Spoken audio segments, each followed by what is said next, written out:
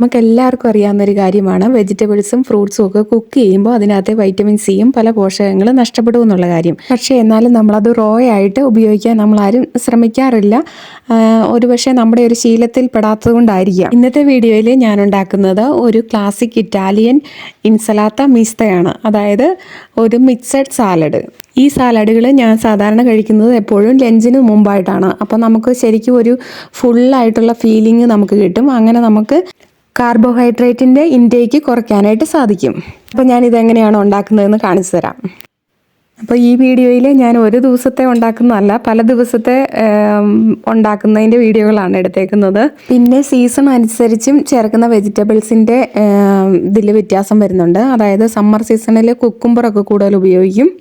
പിന്നെ എല്ലാ സീസണിലും ഒരുപോലെ ഉപയോഗിക്കുന്ന 3-4 പച്ചക്കറികളുണ്ട്. അതായത് കാബേജ്, ക്യാരറ്റ്, ബീറ്റ്റൂട്ട്, ടൊമാറ്റോ. പിന്നെ അതിനകത്ത് ആപ്പിൾ വേണം ചേർക്കാം. അപ്പോൾ ഒരു ABC സാലഡ് വരും വേണമെങ്കിൽ.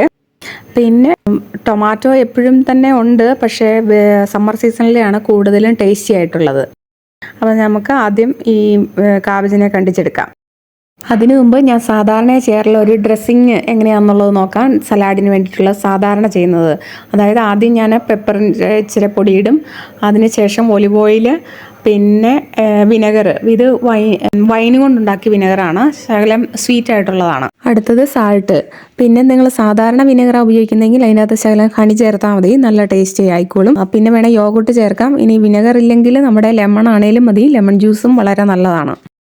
പിന്നെ ഞാൻ സാലഡിന് വേണ്ടി ഉപയോഗിക്കുന്നത് ബോട്ടിലിനകത്തുള്ള പ്രിസർവ് ചെയ്ത വെജിറ്റബിൾസ് ആണ്.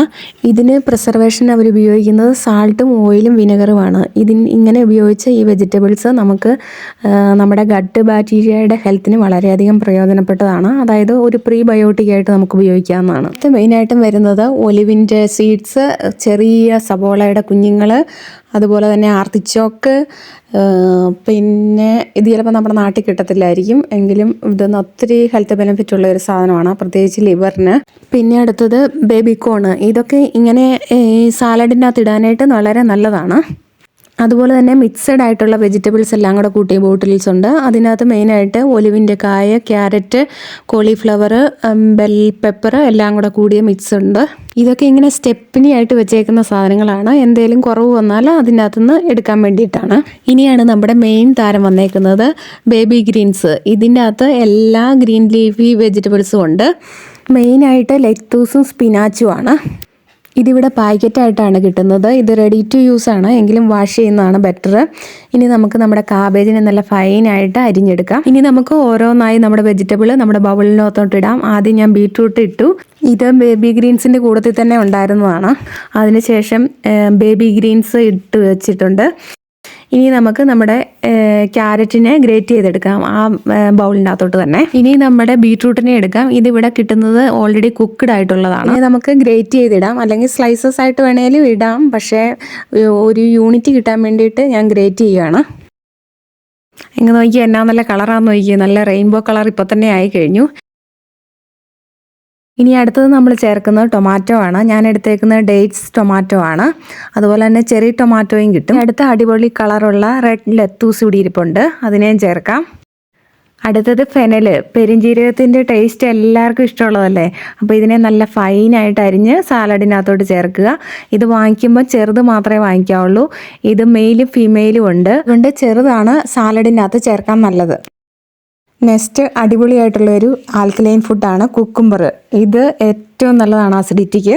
അതിനായിട്ട് ഞാനൊരു കുക്കുംബർ എടുത്തിട്ടുണ്ട്. അതിനെ ചെറുതായിട്ടൊന്ന് പീൽ ചെയ്യുക. മൊത്തം തൊലി കളഞ്ഞില്ലെങ്കിലും കുഴപ്പമൊന്നുമില്ല, എങ്കിലും ചെറുതായിട്ടൊന്ന് നല്ലോണം തന്നെ കളയുക. എന്നിട്ട് നല്ല ഫൈനായിട്ട് അരിയുക. ഇനി ഞാൻ ഈ കുക്കുംബറിനെ ഒരു പ്ലേറ്റിനകത്തോട്ട് ഇട്ട് വെച്ചിട്ട് കുറച്ച് സോൾട്ടും കൂടെ വിതറിയിട്ട് കുറച്ച് നേരം വെയിറ്റ് ചെയ്യും. കാരണം അതിനകത്തെ കുറേ അതിൻ്റെ ഹാർഡ്നെസ് ഒന്ന് കുറയാൻ വേണ്ടിയിട്ടാണ് ഇങ്ങനെ ചെയ്യുന്നത്.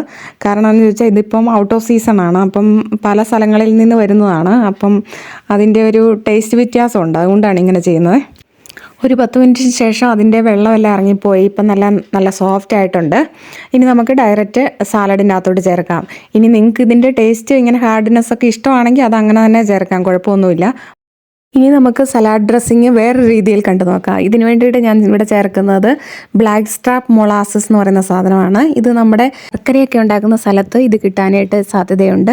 ഇതൊരു ഷുഗർ കെയിൻ പ്രോഡക്റ്റ് ആണ്. ഇതിൻ്റെ അകത്ത് ധാരാളം മിനറൽസും വൈറ്റമിൻസും അടങ്ങിയിട്ടുണ്ട്. പ്രധാനമായിട്ടും പൊട്ടാസ്യം, സിങ്ക്, അതുപോലെ തന്നെ കോപ്പറും അയണും. ഇത് ഗ്രേ ഹെയറിനെ പ്രിവെൻറ്റ് ചെയ്യാൻ വളരെ നല്ലൊരു സാധനമാണ്.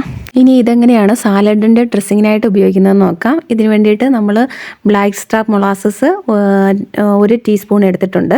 ഇതിന് ഒരു ഷുഗർ കാരമലൈസ് ചെയ്തതിൻ്റെ ടേസ്റ്റാണ്. അതുകൊണ്ട് സാധാരണ വിനെഗറാണ് എടുത്തേക്കുന്നത്. വിനെഗറിന് പകരമായിട്ട് വേണേൽ നമുക്ക് ലെമണും ഉപയോഗിക്കാം. ലെമൺ ജ്യൂസ് നല്ലതാണ്. ഇനി മറ്റുള്ള സാധനങ്ങൾ ഒലിവ് ഓയിൽ, സാൾട്ട്, പെപ്പർ ഇതെല്ലാം നമുക്ക് മറ്റേതിന് ചേർത്ത പോലെ തന്നെ നമ്മൾ ഇതിൻ്റെ അകത്തോട്ട് ആഡ് ചെയ്യുന്നു.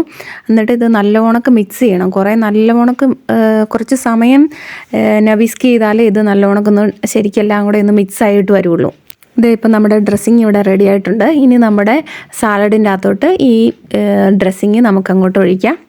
അതിനുശേഷം എല്ലാം കൂടെ നല്ലോണക്കൊന്ന് മിക്സ് ചെയ്തെടുത്താൽ നമ്മുടെ മിക്സഡ് ഇൻസലാത്ത റെഡി ആയിട്ടുണ്ട്. ഇനി ജസ്റ്റ് സെർവ് ചെയ്താൽ മാത്രം മതി. ഇല്ലില്ല, ഒരു കാര്യം വിട്ടുപോയി, നമ്മുടെ സൺഫ്ലവർ സീഡിനെ ചേർത്തില്ല, അതുകൂടെ ചേർക്കാം.